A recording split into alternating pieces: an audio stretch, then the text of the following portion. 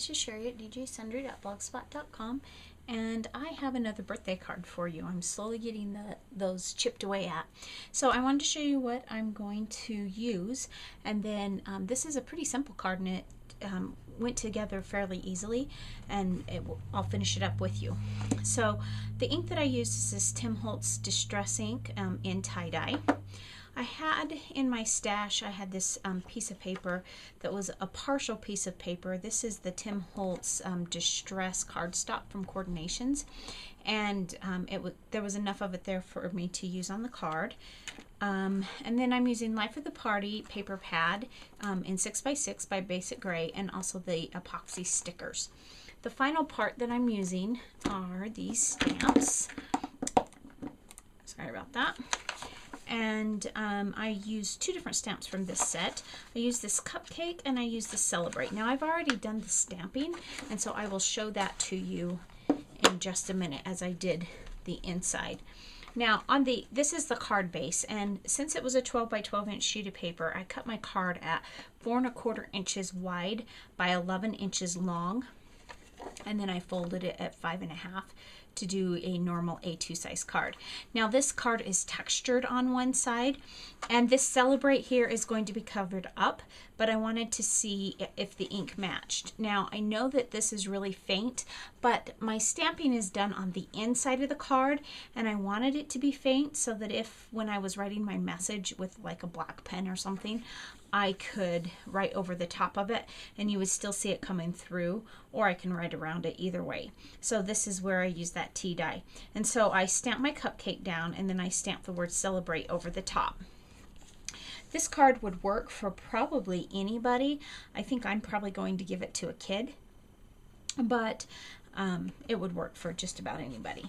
So now we'll pull out our paper. I've already cut all of the paper and it's ready to go. This first piece is from that stack, and I cut it at 4 inches by 5 1/4.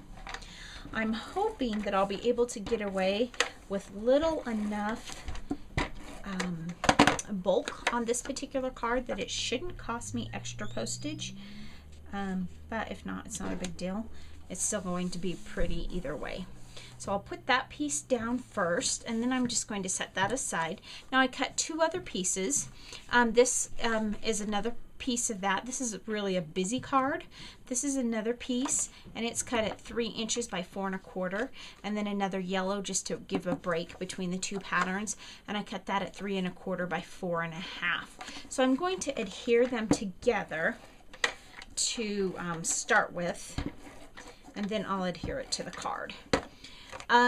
Now I want to be careful because I have looked at cards in the past and realized that, especially, I think it was with this paper in particular, I had done the banner paper upside down, and I didn't catch it until I was I don't know, maybe taking the photo or something, I can't remember.